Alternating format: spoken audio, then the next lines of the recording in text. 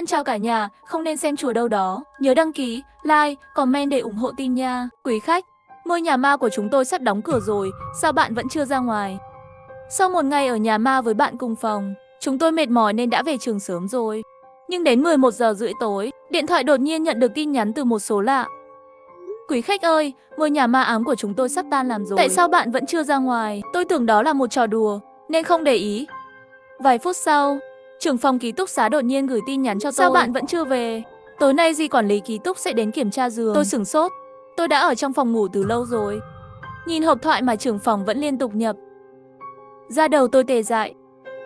Hạ Phi, bạn đâu rồi? Sao vẫn chưa về phòng ngủ? Cả ba bọn mình đều đã đợi bạn rất lâu rồi. Lúc chiều nói muốn bọn mình đi trước. Cậu muốn chơi thêm ở ngôi nhà ma ám? Không phải bình thường bạn sợ nhất loại này sao? Tôi rõ ràng đã ở trong phòng ngủ rồi. 5. Những người bạn cùng phòng đã cùng tôi khám phá ngôi nhà ma ám hôm nay. Bây giờ cũng ở cùng với tôi. Họ rửa mặt, xem tivi. Bình thường nhìn cũng không có gì khác. Nếu người trong điện thoại gửi tin nhắn cho tôi là trưởng phòng ký túc xá thật, vậy người đang ngồi đối diện với tôi bây giờ, trưởng phòng ký túc xá đang đắp mặt nạ này là ai? Tôi mở ảnh đại diện của trưởng phòng ký túc xá này trong điện thoại di động, kiểm tra vòng kết nối bạn bè của cô ấy. Sau khi xem nội dung quen thuộc, tôi chắc chắn rằng úy chất này là của trưởng phòng ký túc. Vậy bây giờ trưởng phòng ký túc trước mặt tôi. Điện thoại màn hình đen, được đặt xa trên bàn. Căn băng không thể gửi tin nhắn cho tôi được. Tim tôi đập nhanh hơn. Giây tiếp theo trưởng phòng ký túc xá dường như nhận thấy ánh mắt của tôi, nhìn thẳng vào mắt tôi. Sao bạn lại nhìn mình như vậy? Sắc mặt còn xấu như thế. Tôi bị giọng nói đột ngột này của cô ấy dọa sợ, ngã khỏi ghế. Đồng thời, đèn trong ký túc xá cũng đột nhiên tắt. Tôi hét lên, nhưng xung quanh lại bất ngờ yên tĩnh lại. Ngay cả hai người bạn cùng phòng khác đang xem âm thanh chơi game cũng không còn nữa. Tôi chậm rãi ngước mắt lên. Trưởng phòng ký túc xá và hai người bạn cùng phòng khác, không biết khi nào, tất cả đều đứng trước mặt tôi. Nhìn tôi với ánh mắt kỳ lạ. Dưới ánh trăng mờ, khuôn mặt của họ trông rất u ám. Da tôi tê dại. Bình tĩnh mở miệng nói chuyện với họ. Nhưng bất kể tôi nói gì, đều không có ai trả lời tôi. Họ chỉ đứng trước mặt nhìn chằm chằm vào tôi. Tôi không thể không đứng dậy và chạy đi. Một đôi tay lạnh ngắt đột nhiên nắm chặt cánh tay tôi. Tôi thế nào cũng không thể thoát ra được. Ngay khi tôi nghĩ rằng thật sự sắp phải kết thúc tại đây, đèn trong phòng ngủ lại sáng. Có một tiếng cười chói tai. Trưởng phòng ký túc và hai người bạn cùng phòng khác, các bạn xem đi. Mình đã nói Hạ Phi nhát gan mà. Chỉ có dọa chút thôi, bạn ấy sợ chết khiếp rồi. Ha ha ha, buồn cười quá. Nhưng nó không làm bạn ấy kêu lên sợ hãi, phải không? Bạn cùng phòng Trần Hạnh Hoan cười hì hì cầm điện thoại di động. Vừa rồi là mình cầm điện thoại của trưởng phòng ký túc, gửi tin nhắn cho bạn.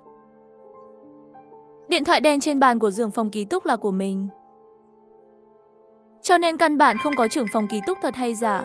Là Trần Hạnh Hoan cầm điện thoại di động của trưởng phòng ký túc, cố tình gửi cho tôi những tin nhắn đó để làm tôi sợ. Tôi đứng yên tại chỗ, mặc dù cảm thấy tức giận, nhưng cảm giác lo lắng và sợ hãi đó cuối cùng đã biến mất.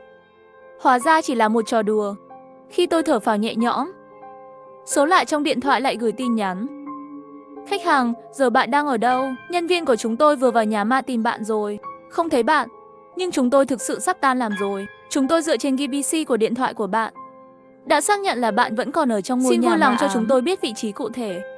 Đừng chơi trò trốn tìm với chúng tôi nữa. Tôi ngơ ra một lúc. Sau khi nhận ra chuyện gì đang xảy ra, hơi tức giận nói với mấy bạn cùng phòng. Đùa cũng phải có mức độ. Gửi một lần là đủ rồi. Các bạn vẫn chưa xong phải không? Những người khác nhìn tôi với vẻ mặt kỳ lạ. Bạn đang nói gì vậy Hạ Phi? Bọn mình chỉ lấy điện thoại của trưởng phòng ký túc, gửi tin nhắn cho bạn một lần. Cái gì mà chưa xong? Vẫn giả vờ phải không? Biết tôi nhát gan muốn làm tôi sợ lần thứ hai. Ngay khi tôi chuẩn bị cãi nhau với họ, tôi chợt nhận ra một chuyện. Ngay lúc này, trước mặt tôi, ba người bạn cùng phòng không ai cầm điện thoại di động và số lạ này trong điện thoại, nhưng vẫn liên tục gửi tin nhắn cho tôi. Nói cách khác, số lạ trong điện thoại có lẽ đó không phải là trò đùa của bạn cùng phòng của tôi. Chẳng lẽ số lạ này thật sự là nhà ma sao? Trong đầu tôi có một mớ hỗn độn. Tạm thời không chọn nói chuyện số lạ này với bạn cùng phòng. Mấy bạn cùng phòng thấy biểu cảm của tôi không đúng, cũng cảm thấy thất vọng. Nói một câu, bạn thực sự không thể đùa được. Cứ tự đi làm việc của mình đi. Đêm tôi nằm một mình trên giường, nhưng làm sao cũng không ngủ được. Trong lòng tuy muốn tin chuyện hôm nay là một trò đùa, nhưng vẫn cảm thấy có gì đó không ổn. Đột nhiên, tôi nghĩ đến trong tin nhắn được gửi bởi số lạ này, nói ghi PC của tôi vẫn còn ở ngôi nhà ma ám. Tôi vô tình lấy điện thoại ra kiểm tra vị trí. Trong nháy mắt, dấu chấm màu xanh xuất hiện. Tôi sợ đến mức suýt ngã khỏi giường. Vị trí của tôi thực sự vẫn còn ở ngôi nhà ma ám đó. Trái tim tôi lập tức thót lên. Cảm giác lạnh chạy từ lòng bàn chân lên đỉnh đầu. Làm sao có thể, trường chúng tôi cách ngôi nhà ma đó mười mấy km. Bản đồ này định vị này cho dù có sai sót, cũng không nên là kết quả như vậy. Huống chi tôi từ vào nhà ma đến khi ra khỏi nhà ma, lại đến ký ức cùng bạn cùng phòng bắt taxi về ký túc xá, tất cả đều ở trong đầu tôi. Rốt cuộc là cái quái gì thế này? Tôi nhanh chóng nói cho người bạn thân am hiểu về huyền học của tôi. Biết chuyện gì đã xảy ra. Bạn thân bảo tôi chia sẻ vị trí với cô ấy, lại bảo tôi quay video cho cô ấy xem môi trường ký túc xá hiện tại. Sau khi xem xong, bạn thân im lặng rất lâu mới nói chuyện. Hạ Phi, hôm nay bạn có cảm thấy tức ngực và chóng mặt không? Tôi nghĩ một lát, quả thật có chuyện này. Ngẫu nhiên cho cô ấy câu trả lời có. Bạn biết tại sao không? Bởi vì bây giờ cậu không còn ở trường cũng không ở ngôi nhà ma ám. Nó ở dưới địa chỉ của ngôi nhà ma ám. Mình vừa theo dõi bầu không khí của vị trí đó. Bên dưới ngôi nhà ma ám đó là một ngôi mộ nghìn năm tuổi. Bạn đang ở trong ngôi mộ này. Tất cả những gì bạn nhìn thấy trước mắt, tất cả đều là ảo tưởng do lão quỷ trong mộ tạo ra cho bạn. Nhìn thấy tin nhắn này, tôi sợ đến phát lạnh. Lập tức trả lời, vậy mình phải làm gì bây giờ? Bạn thân trả lời rất nhanh, bây giờ bên cạnh bạn, ngoại trừ những gì bạn mang theo khi ra ngoài vào ngày xảy ra, tất cả đều là những thứ có thật. Những thứ khác đều là ảo giác. Đừng bao giờ ăn bất cứ thứ gì trong ảo giác. Cô ấy lại gửi cho tôi một chuỗi kinh văn mà tôi đọc không hiểu. Đây là than chủ cứu mạng, bạn phải bắt đầu đọc xong 500 lần vào lúc 12 giờ đêm. Sau đó lại ba lại. Có thể bảo vệ cuộc sống của bạn. Nhưng 12 giờ hôm nay đã qua rồi, bạn chỉ có thể đợi đến ngày mai. Trong thời gian này, bạn chỉ cần nhớ, đừng tin tưởng bất cứ ai trong tưởng tượng của bạn, đừng ăn bất cứ thứ gì trong tưởng tượng. Bị mắc kẹt trong hầm mộ trong vòng 2 ngày không thoát được sẽ gặp vấn đề. Cậu đã phí cả một ngày rồi. Tối mai là cơ hội cuối cùng của bạn, phải nhanh lên. Tôi đã ghi nhớ trang kinh văn đó. Nằm trên giường nhìn xung quanh, không thể tin được mọi thứ thật như vậy. Chỉ mong là ảo tưởng. Từng cái một, bạn cùng phòng vẫn đang thở và còn cãi nhau. Đều là không có thật. Khi tôi vì sợ hãi mà trở lên căng thẳng tê liệt, bên tai thổi qua một cơn gió mát. Một giọng nói trầm và khàn khàn. Bên phải tôi cất lên. Tiểu Phi, cậu nhìn cái gì vậy? Tôi hoảng hốt. Đó là bạn cùng phòng của tôi. Cô ấy đang đứng cạnh giường tôi, nhìn thẳng vào mắt tôi. Ánh mắt cô ấy lạnh lẽo nhìn lên người tôi, trống rỗng và kỳ lạ. Tôi vừa định nói, cô ấy đột nhiên ra hiệu cho tôi đừng nói chuyện. Sau đó thì thầm đầu vào tay tôi và nói: Tiểu Phi, cậu đã phát hiện ra từ sau khi trở về từ ngôi nhà ma ám, mọi người đều có gì không đúng. Tôi chần chờ một lát, nhưng tôi nghĩ cô ấy chỉ là một nhân vật trong ảo giác của tôi, chỉ trả lời cô ấy vài câu. Nhưng Trần Hạnh Hoan lại có vẻ càng gấp hơn, lên tiếng và hỏi tôi hôm nào chúng ta đến ngôi nhà ma ám. Tôi cảm thấy rất khó hiểu, nhưng vẫn là trả lời hôm qua. Nghe tôi trả lời như vậy, mắt cô ấy bỗng nhiên sáng lên, mặt đầy phấn khích. Chỉ để lại một câu, ngày mai bạn sẽ hiểu. Ngày hôm sau khi tôi thức dậy, tôi cứ xem than chú bạn thân gửi cho tôi, đảm bảo không có gì sai khi niệm chú vào tối nay. Trần Hạnh Hoan thấy tôi dậy sớm như vậy, biểu cảm rất vui mừng, còn mua bữa sáng để tôi cùng ăn. Tôi đói quá, nhưng nghĩ đến lời bạn thân nói, hay là lịch sự từ chối. Trần Hạnh Hoan biểu tình kỳ lạ nhìn tôi một cái, nhưng cũng không nói gì nữa. Mãi đến trưa, cuối cùng tôi đã tìm thấy một nơi kỳ lạ. Trưởng phòng ký túc Trương Hiểu và một người bạn cùng phòng khác Vương Tiểu Tuyết vẫn đang ngủ, và dù gọi thế nào cũng không dậy. Nhưng ý nghĩ về chúng là những nhân vật trong ảo giác của tôi, mọi thứ dường như không còn vô lý nữa. Trần Hạnh Hoan lúc này đột nhiên nói một câu bên tai tôi. Cả hai sẽ thức dậy lúc 5 giờ 35 phút chiều. Nghe được một câu đột nhiên của cô ấy, tôi hơi ngạc nhiên, nhưng cũng không nói gì nhiều, chỉ chăm chú xem than chú thôi. Sau tất cả, cho dù đó là Trần Hạnh Hoan hay hai người bạn cùng phòng khác, họ đều không phải là người thật. Tôi không cần phải phí thời gian với họ. Mọi thứ ở đây thật kỳ lạ. Tôi phải quay lại ngay. Đến lúc 5:35 chiều, trưởng phòng ký túc và Vương Tiểu Tuyết thật sự đúng giờ tỉnh dậy. Họ cứng ngắc ra khỏi giường, rồi đột nhiên trở nên linh hoạt, trông rất phấn khích. Trần Hạnh Hoan liếc nhìn thần sắc của tôi, sau đó hỏi hai người bạn cùng phòng. Trưởng phòng ký túc, Tiểu Tuyết chúng ta đến ngôi nhà ma khi nào? Hai người còn lại nhìn cô ấy như kẻ ngốc. Cậu bị sao thế? Tất nhiên là hôm nay. Không phải chúng ta vừa ra khỏi ngôi nhà ma ám sao? Trần Hạnh Hoan mặc kệ biểu tình sửng sốt của tôi, tiếp tục hỏi. Các bạn không nhớ hôm qua, chúng ta cố tình lấy điện thoại của trưởng phòng. Dọa Hạ Phi sao? Vương Tiểu Tuyết cười rất to. Trần Hạnh Hoan, cậu không phải đến ngôi nhà ma ám làm cho đầu óc sợ hãi rồi chứ? Hôm qua chúng dọa Hạ Phi lúc nào? Trần Hạnh Hoan nói cho tôi biết, trước hôm qua, mình cũng ở trong tình trạng giống như hai người họ. Mỗi ngày đều ngủ đến 5:35 chiều. Đó là lần đầu tiên chúng ta trở về từ ngôi nhà ma ám. Ký ức cũng vẫn lưu lại ngày đó, lặp lại không ngừng. Mình là người đầu tiên thức dậy. Mình phát hiện ra dù thế nào cũng không thể ra khỏi ký túc xá. Ngay cả ra khỏi cửa ký túc xá, những người ở ký túc xá khác nhìn thấy mình cũng giống như nhìn thấy không khí, hoàn toàn không để ý. Trong những ngày này, mình liên tục cố gắng dưới nhiều hình thức khác nhau, đánh thức bạn, nhưng kết quả đều không được. Kể cả hôm qua mình cố ý lấy điện thoại của trưởng phòng, gửi tin nhắn cho cậu, tạo ra một bầu không khí kỳ lạ dọa cậu. Thực ra, đây không chỉ là lần đầu tiên mình dùng phương pháp này.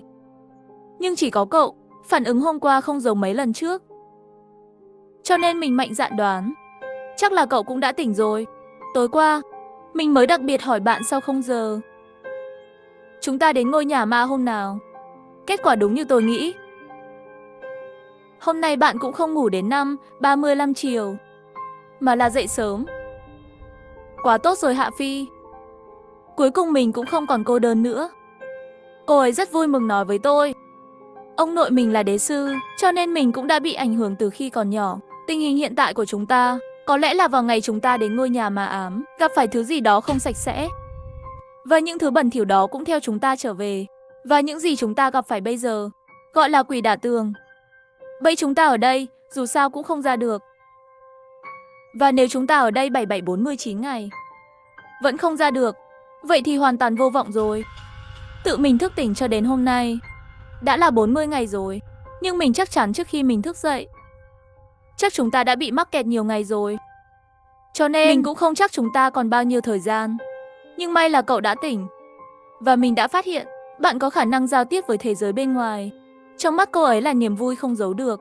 Điện thoại của mình chỉ có thể kết nối với những người trong ký túc xá của chúng ta. Cả hai đều giống nhau. Nhưng hôm qua mình thấy bạn có gửi tin nhắn cho người khác phải không? Nếu bạn thực sự có thể liên lạc với thế giới bên ngoài, có lẽ bạn thực sự có thể ra khỏi ký túc xá này. Bạn hãy lập tức đến làng Mã Viên, nơi chăm xe ở thung lũng, tìm ông tôi. Ông có thể nhìn thấy bạn, nhất định sẽ đến cứu chúng ta. Ông mình không có điện thoại, không thể liên lạc qua thiết bị điện tử, chỉ có thể tự mình đi tìm. Tôi hoàn toàn bị bối rối. Tôi nhớ, Trần Hạnh Hoa có một ông nội rất giỏi. Nhưng nếu theo cách nói của Trần Hạnh Hoan, vậy thì thuyết ảo giác của bạn thân tôi không còn đúng nữa. Tôi nửa tin nửa ngờ nhìn Trần Hạnh Hoan. Biểu cảm chân thành của cô ấy và những gì cô ấy nói, thật khó để không tin tưởng. Nhưng bạn thân tôi đã nói với tôi, đừng tin bất cứ ai trong này. Nghĩ về người bạn thân mà tôi lớn lên cùng, tôi vẫn quyết định, lấy cớ không nghe được cô ấy đang nói gì, lịch sự từ chối Trần Hạnh Hoan. Một khi vào mộ cổ, 2 ngày không thoát ra nhất định đêm nay là cơ hội cuối cùng của tôi. Bây giờ là 8 giờ tối. Nếu bây giờ tôi đi tới làng Mã Viên, sẽ không có cơ hội quay lại trước 12 giờ. Tôi không dám đánh cược. 12 giờ đêm, tôi một mình đi ra ban công, cầm than chú mà bạn thân gửi cho tôi, quỳ xuống đất thì bắt đầu nhỏ giọng đọc. Cũng may, bởi vì tôi đã xem lại rất nhiều lần trong ngày, thêm vào khả năng ghi nhớ của tôi tốt. Bây giờ tôi nhắm mắt lại và niệm chú, đơn giản và không bị cản trở. 10 lần, 20 lần, 50 lần cùng với số lần niệm kinh tăng lên. Tôi cảm thấy rõ ràng, cảm giác khó chịu ở ngực và đau đầu dần dần giảm bớt. Nhưng khi tôi đọc đến lần cuối cùng, một tiếng hét ngắt lời tôi. Là Trần Hạnh Hoan lộ mặt sợ hãi nhìn tôi. Tiểu Phi, tại sao cậu lại đọc lời nguyền? Nếu cậu đọc tiếp, cậu sẽ hoàn toàn mất trí. Tôi đã đọc đến 599 lần, nhưng lại bị hắn ngắt lời lần cuối. Nghĩ đến việc mất đi cơ hội sống sót cuối cùng, cả người tôi tức giận. Mở miệng liền tức giận mắng cô có bệnh à. Trần Hạnh Hoan lại hoàn toàn không tức giận, nhanh đến trước mặt tôi, kiểm tra toàn thân tôi. Vẫn tốt, gần như là xong rồi. Rồi đột nhiên sắc mặt khó coi hỏi tôi, câu kinh văn này là ai đưa cho bạn? Người bình thường không có thứ này. Đây là lời nguyền. Lời nguyền chết chóc được đọc 500 lần lúc 12 giờ sáng. Lấy thịt làm dẫn, lấy linh hồn làm dưỡng chất, hy sinh toàn bộ thân thể và linh hồn. Linh hồn sẽ vất vưởng, không vào luân hồi. Chúng tôi lớn lên cùng nhau. Chưa bao giờ có bất kỳ mâu thuẫn nào. Bạn thân đều nhường tôi, làm sao có thể? Tôi tức giận không nói. Đừng nói nhảm nữa, được không? Trần Hạnh Hoan thở dài một hơi, sau đó hỏi tôi, có phải sau khi niệm chú, cậu cảm thấy toàn thân nhẹ nhõm không? Ngực không còn đau nữa. Tôi sửng sốt, làm sao hắn biết được? Trần Hạnh Hoan nói bạn cúi đầu nhìn lên người bạn. Tôi nhìn một lượt trên người. Bên dưới da người là xương dính da, như thể chất béo và thịt ở giữa. Tất cả đều bị rút hết. Làm sao có thể như vậy? Lý do tại sao bạn cảm thấy thư giãn? Đây là bởi vì thời điểm lời nguyền được gửi đi, thịt của bạn đang được hấp thụ với tốc độ có thể nhìn thấy bằng mắt thường. Thân thể sắp hết rồi, người không nhẹ sao được. Trần Hạnh Hoan mở miệng nói, may mắn thay, tôi đã phát hiện ra nó vào phút cuối. Nếu không bạn sẽ... Hạ Phi nghe mình khuyên một câu. Nếu bạn thực sự muốn sống, nhất định phải trước khi mặt trời lặn vào ngày mai đi tìm ông mình. Tôi vừa đẩy ra một lần nữa. Ngày mai xác suất lớn, đó là ngày cuối cùng trong 7749 ngày. Đây là cơ hội cuối cùng của chúng ta. Cô ấy lại nhìn mặt dây chuyền trước ngực tôi. Cuối cùng mình cũng biết tại sao bạn có thể thức dậy. Tại sao bạn có thể giữ liên lạc với thế giới bên ngoài. Là viên tủy bảo vệ này trên ngực bạn. Đây là vật cực dương. Không chỉ có thể phá vỡ một số chướng ngại do âm vật tạo ra, thời khắc quan trọng còn có thể cứu mạng. Bạn em theo nó nhất định có thể ra ngoài. Đây là di vật bà tôi để lại cho tôi trước khi bà mất. Vẫn luôn nói với tôi, phải mang theo mọi lúc. Nghĩ tới đây, tôi chợt nhớ ra bạn thân tôi từng nhắc đến vô số lần. Muốn mặt dây chuyền này trên cổ tôi. Nhưng đây là di vật mà bà tôi để lại cho tôi vẫn lịch sự từ chối. Lúc đó tôi còn đang nghĩ, mặt dây chuyền này chỉ dùng tùy ngọc giá rẻ. Cũng không phải là ngọc lục bào hay ngọc bích. Tại sao bạn thân đối với mặt dây chuyền này lại quan tâm như vậy? Bây giờ xem ra, hóa ra mặt dây chuyền này có khả năng lớn như vậy. Tôi nghĩ một hồi, hỏi Trần Hạnh Hoan nếu là công lao của cái mặt dây chuyền này của tôi. Vậy sao bạn không để mình tháo cái mặt dây chuyền ra? Bạn em theo nó một, bạn có thể ra khỏi ký túc xá để tìm ông của bạn. Trần Hạnh Hoan trả lời, vật bảo hộ trên thân. Ngay từ khi người cầu nguyện cho bạn cầu xin đồ vật, sẽ đem tinh huyết của người ấy toàn bộ hòa nhập vào ngọc tủy. Nó chỉ bảo vệ bạn. Tôi nghĩ về lòng tốt của bà tôi khi còn sống, trong lòng không nhịn được buồn. Không biết là vấn đề gì, mình nhất định phải sống. Mình đồng ý, sẽ đi vào ngày mai, đến làng Mã Viên tìm ông nội đế sư của bạn. Cô ấy tháo vòng tay trên tay ra cho tôi, bảo tôi chỉ cần đưa cái này cho ông mình xem. Ông mình sẽ hiểu là mình xảy ra chuyện rồi, sẽ tin tưởng vô điều kiện để giúp bạn. Nhưng khi tôi thu dọn mọi thứ và chuẩn bị đi ngủ, tin nhắn của bạn thân đã được gửi đến rồi. Hạ Phi, có phải bạn không đọc xong 500 lần như mình nói không? Cặp lại tin nhắn của cô ấy, nói thật trong lòng không có cảm xúc xấu là giả. Nhưng trong lòng tôi vẫn còn một chút không muốn tin. Người bạn thân nhất mà tôi lớn lên cùng sẽ hại tôi. Tôi vẫn trả lời cô ấy, Tiểu Cầm, bạn có chắc là đoạn văn bạn gửi cho mình thật sự có thể đưa mình thoát khỏi mộng cảnh sao? Có thể bạn nhầm rồi không? Bên kia trả lời rất nhanh, cậu đang nói gì thế? Tiểu Phi, vì vậy, bạn đã không làm những gì mình nói. Đọc xong 500 lần, đúng không? Lẽ ra mình nên biết điều đó. Cô bé ngốc này từ nhỏ đã không có chủ kiến. Chắc là bị mê hoặc bởi người trong ảo giác. Không phải mình đã nói hết rồi, đừng tin bất cứ ai. Mình thực sự đã phục bạn rồi. Tôi trả lời, nhưng sau khi mình đọc kinh văn của bạn, thịt và máu của mình bị được hấp thụ sạch sẽ. Bạn chắc chắn rằng kinh văn này của bạn là để cứu người, không phải hại người sao?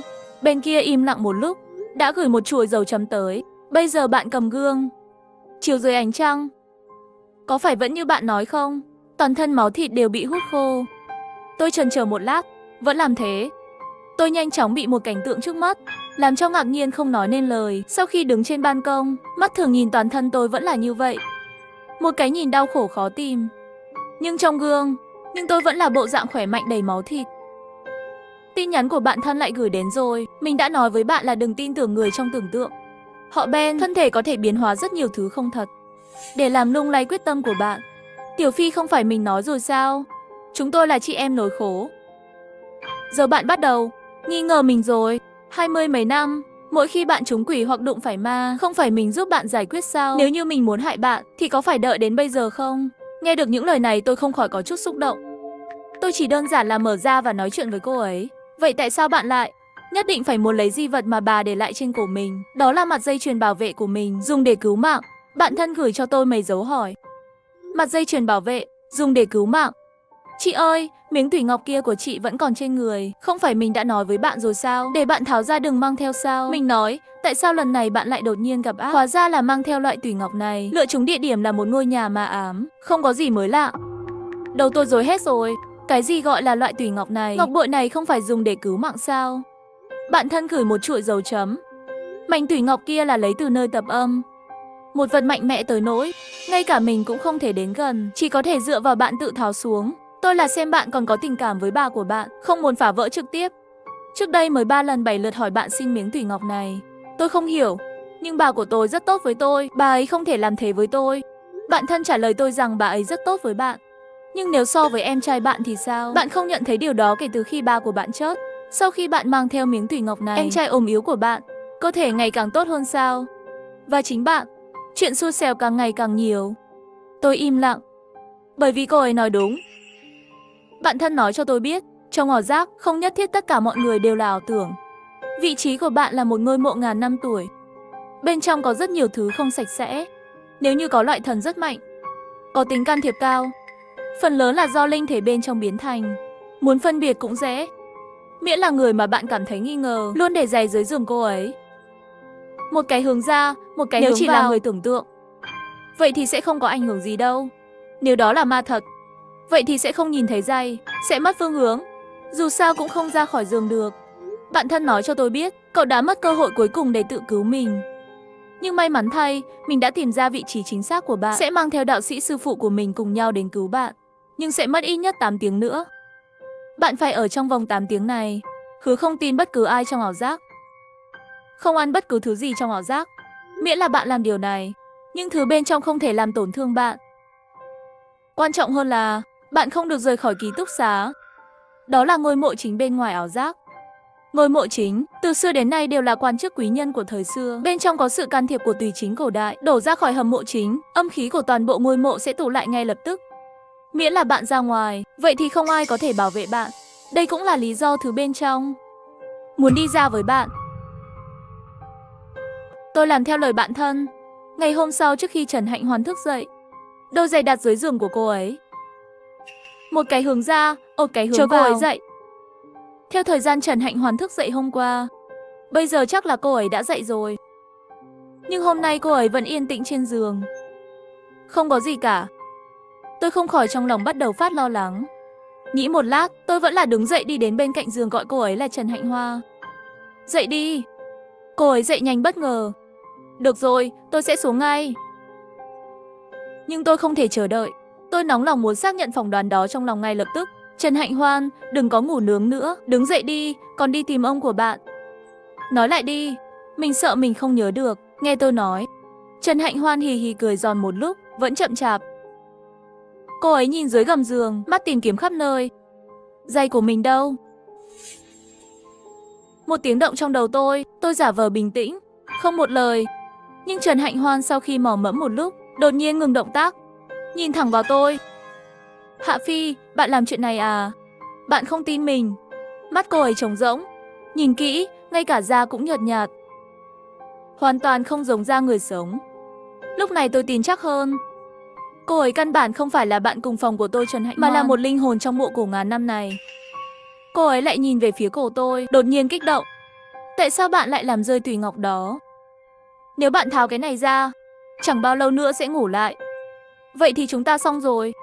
Hôm nay là cơ hội cuối cùng của chúng ta. Tôi không dám nhìn thẳng vào mắt cô ấy. Dù sao trải qua thí nghiệm trên, đã hoàn toàn có thể chứng minh bây giờ trước mặt tôi là một con ma thật sự. Ai nói chuyện với một con ma thực sự, trong lòng sẽ không phát triển. Nhưng giây tiếp theo, Trần Hạnh Hoa lại đột nhiên thừa nhận. Tiểu Phi, suy đoán hiện tại trong lòng bạn không sai. Mình thực sự đã chót rồi. Chưa đợi tôi ngạc nhiên, câu nói tiếp theo của cô ấy tiếp tục. Nhưng mình thực sự là bạn cùng phòng của bạn, Trần Hạnh Hoan. Không phải những gì bạn thân của bạn nói. Linh hồn cô đơn với nền giáo dục ngàn năm tuổi. Cả hai mắt tôi đều mở to. Sao cô biết bạn tôi nói gì? Trần Hạnh Hoan ngồi ở trên giường, Bởi vì điện thoại của bạn không có màn hình khóa. Lịch sử trò chuyện được đặt trên bàn đó. Tôi nghĩ không nhìn thấy cũng khó. Tôi quay lại nhìn, hoàn toàn chết lặng. Quả thật nhìn thấy điện thoại của tôi còn sáng màn hình. Tôi thực sự thấy chính mình ngu ngốc. Giờ phút này thậm chí muốn đâm đầu mà chết. Hoàn toàn xong rồi. Trần Hạnh Hoa lại hồ tiếp tục mở miệng. Đây không phải là những gì bạn thân của bạn nói. Dưới ngôi nhà ma ám. Mộ cổ gì chứ? Chúng ta thực sự đã trở lại trường học. Tôi vô thức trả lời là không thể. Ông chủ nhà ma còn gửi tin nhắn cho tôi, hỏi tôi sao vẫn chưa ra. Vị trí điện thoại của tôi cũng liên tục hiển thị ở ngôi nhà ma ám. Trần Hạnh Hoan cười khẽ một tiếng ha ha. Bạn mang theo miếng thủy ngọc bích đó để liên lạc với thế giới bên ngoài. Bạn trực tiếp lên Mỹ Đoàn, liên hệ với chủ nhà ma đó đi. Không biết người ta có gọi cho bạn không? Sợ tôi nghi ngờ, cô ấy nói thêm một câu, không phải bạn nhìn thấy sao? Giờ tôi không xuống được. Nếu bạn nghĩ miếng thủy ngọc này là một vật âm, ở giữa ban ngày một chút cũng không sao. Tôi mang theo miếng thủy ngọc có âm khí này để liên lạc với thế giới bên ngoài. Tôi vẫn không tin. Nhưng tôi đã thử nhiều lần mà không có thủy ngọc. Gọi điện thoại nhà ma từ trang Mỹ Đoàn. Nhưng mỗi lần đều không thể gọi được. Mà khi tôi nửa tin nửa nghi đem ngọc thủy mang lên, chỉ một lần là gọi được. Tôi hỏi ông chủ rồi, sau khi chúng tôi kết thúc trong ngôi nhà ma ám ngày hôm đó, có nhân viên nào gửi tin nhắn cho tôi vào tối hôm đó không? Ông chủ phủ nhận điều đó. Còn hỏi tôi hôm đó chơi vui vẻ như vậy, bạn có thể đánh giá tốt cho cửa hàng của họ không? Tôi sửng sốt. Số nhà ma của dòng liên kết Mỹ Đoàn không phải số lạ hôm đó. Ông chủ cũng nhiều lần phủ nhận, trong số nhân viên của họ không ai sử dụng số điện thoại di động này. Nói cách khác, lúc đó gửi tin nhắn cho tôi không phải nhân viên nhà ma thật sự. Tôi cúi đầu. Nhưng vị trí điện thoại của tôi rõ ràng vẫn còn ở ngôi nhà ma ám. Tôi vội vàng mở điện thoại để định vị. Bản đồ cho thấy vị trí của tôi vẫn còn trong ngôi nhà ma ám. Tôi thở phào nhẹ nhõm. Tôi đã nói là bạn thân của tôi. Làm sao có thể bày vẽ nhiều như vậy để lừa dối tôi? Trần Hạnh Hoan có thể ngồi ở trên giường, xem rõ trang điện thoại của tôi, nhưng lại cười không nói nên lời. Tôi biết bạn thân của bạn. Sao lại chọn người như bạn? Ngốc như lợn, bạn bấm vào cài đặt cho tôi. Tắt định vị cố định tùy chỉnh đi. Mặt tôi đầy đường màu đen sau khi vào cài đặt tìm được chỗ. Thật sự phát hiện điện thoại của mình đã mở định vị cố định tùy chỉnh. Định vị ngay trong ngôi nhà ma ám đó. Sau khi tắt cài đặt, trong bản đồ vị trí của tôi nhãn hiệu màu xanh nhỏ, ngay lập tức dịch chuyển từ ngôi nhà ma ám vào trường học. Nhưng tôi lại tự nhủ không đúng. Tất cả đều có thể là ảo giác. Cô là ma, cô muốn tôi thấy gì cũng được. Trần Hạnh Hoan cười. Theo lịch sử trò chuyện của bạn thân bạn, ngoài những thứ bạn mang ra ngoài là thật, những thứ khác đều là ảo giác. Vậy điện thoại của bạn không phải là do bên người mang đi sao? Vậy vị trí hiển thị trên điện thoại của bạn có phải là ảo giác không? Tôi đứng yên tại chỗ, lâu không thể lựa chọn. Thời gian trôi nhanh. Hai người bạn cùng phòng khác trên giường đã có động tĩnh. Sắp dậy rồi. Trần Hạnh Hoa bảo tôi sửa lại đôi giày của hai người họ. Trắng lên, đen xuống. Lúc đầu tôi không biết nên. Nhưng đợi đến khi trưởng phòng Túc và Vương Tiểu Tuyết mang giày không bị cản trở khi xuống giường, tôi sửng sốt. Trần Hạnh Hoan mở miệng. Thấy chưa? Ít nhất hai người họ vẫn còn sống. Nếu bạn chọn tin tưởng bạn thân của bạn ngày hôm nay, vậy kết cục tốt nhất là bạn thoát khỏi cái gọi là ảo cảnh. Tự cứu mình. Nhưng nếu cô ấy nói dối bạn, cô và trưởng phòng Ký Túc và Tiểu Tuyết, cả ba người sẽ chết ở đây. Mạng của một người và mạng của ba người. Xem bạn chọn như thế nào. Hạ Phi, cuối cùng tôi vẫn chọn tin tưởng Trần Hạnh Hoan. Mang theo mặt dây chuyền đó, lấy mã thông báo để bắt chuyến tàu điện ngầm cuối cùng. Đã đến đường Tây Cổ, mọi người trên đường đi đều không nhìn thấy tôi. Thậm chí có thể xuyên qua cơ thể tôi. Lúc này tôi mới hiểu Trần Hạnh Hoan nói gì. Cảm giác được coi là không khí. Sau khi tìm được ông nội của Trần Hạnh Hoan, ông ấy có thể nhìn thấy tôi. Sau khi nhìn vào đồ vật, ông ấy lập tức trở nên nghiêm túc. Sau đó cẩn thận đưa tôi từ đầu đến cuối. Kiểm tra một lượt, thở dài. Khó khăn, ông không nói gì thêm. Về nhà lấy rất nhiều đồ dùng giấy may mắn. Vội vàng đi ra ngoài với tôi. Khi chúng tôi trở lại trường học, tin nhắn của bạn thân cũng đã được gửi đến rồi.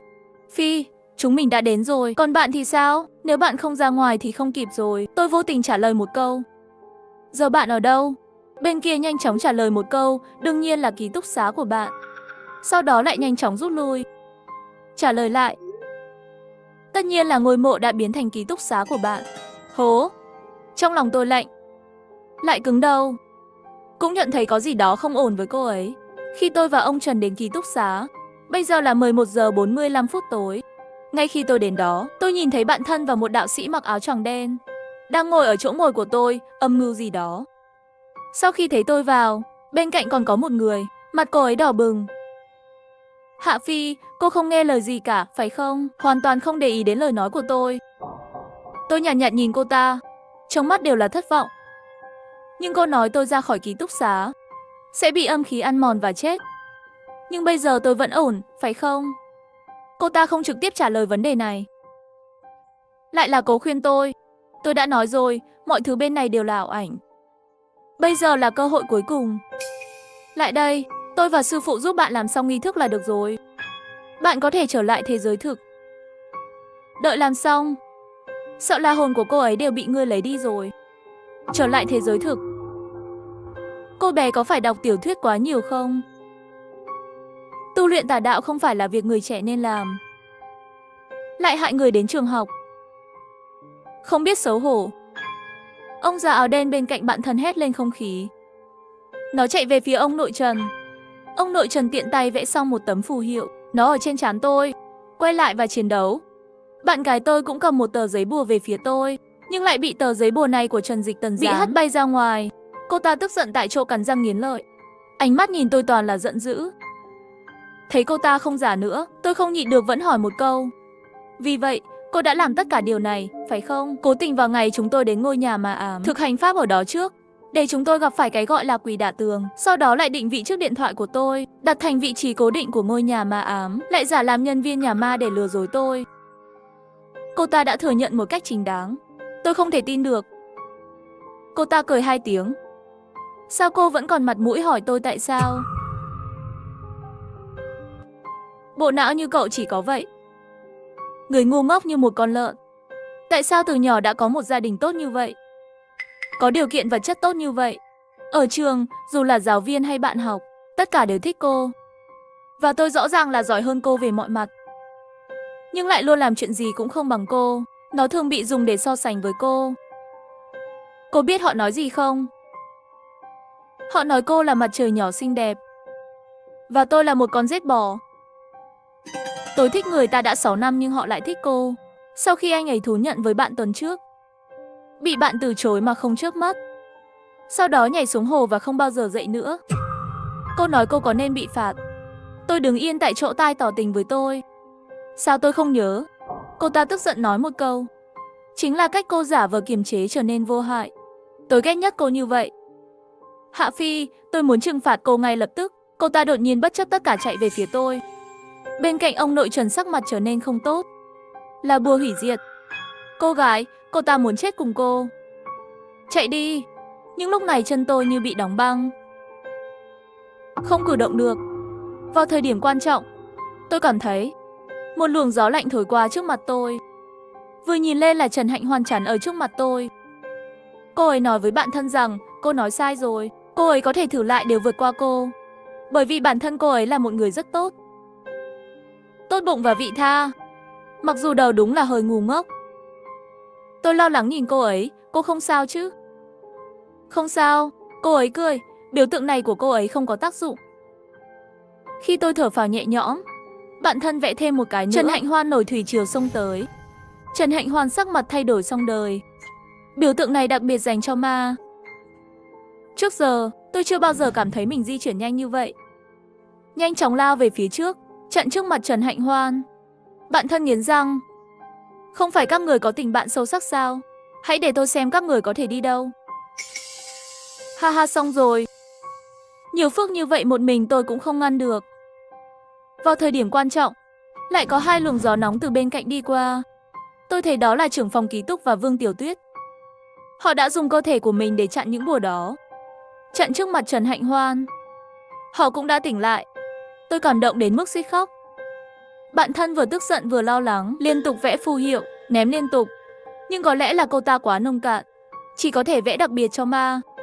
Và phù hiệu đặc biệt nhằm vào linh hồn người sống. Không thể vẽ cả hai. Vì vậy, tất cả các bùa của cô ta đã bị chúng tôi chặn lại.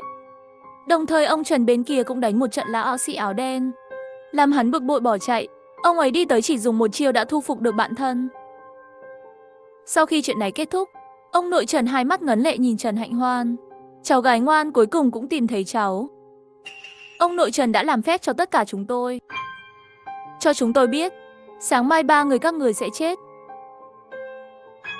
Mà Trần Hạnh Hoan cũng sẽ trở về nơi cô ấy nên đi. Đêm đó, lần đầu tiên 4 người chúng tôi ở trạng thái như vậy, nói chuyện suốt đêm trong ký túc xá. Không ai nhắc đến chuyện xảy ra hôm nay. Giống như mọi buổi tối tự học trước đây, đêm tan học cũng vậy, nói chuyện phiếm hàng ngày. Cả ký túc xá tràn ngập tiếng cười của thiếu nữ.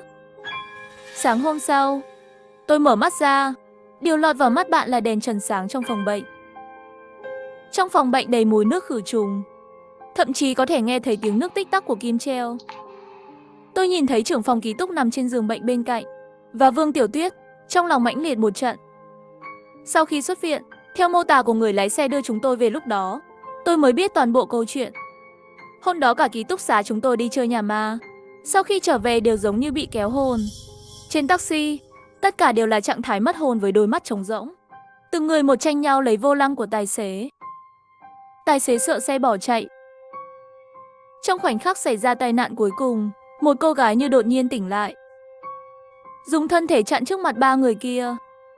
Vì vậy, cô gái này là người bị thương nặng nhất, ở bệnh viện cũng cứu được mấy chục ngày, đã qua đời vài ngày trước. Và chiếc xe màu đỏ, không ai biết chủ nhân của nó là ai hơn tôi. Đó là chiếc xe mà bạn thân Triệu Tiểu Cầm vừa nhắc đến trong năm nay.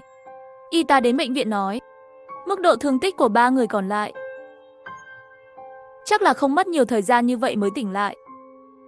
Không biết vì lý do gì, lại đều ngủ mê man 77-49 ngày. Có một cô gái, khi bạn hôn mê, mỗi ngày đều đến đây, không biết đang niệm lời nguyền gì. Ngày phán quyết cuối cùng của bạn thân Triệu Tiểu Cầm được đưa ra, ba chúng tôi mang theo hoa và rượu đến mộ của Trần Hạnh Hoa. Cô ta là kẻ cực đoan tà đạo và tai nạn giao thông do ác ý gây ra đến 1/3 thương tích, bị kết tội rồi. Chúng tôi đặt hoa vào mộ, đổ chai rượu cho Trần Hạnh Hoan xuống đất. Chúng tôi biết, lúc này cô ấy cũng nhất định đang ở bên cạnh chúng tôi.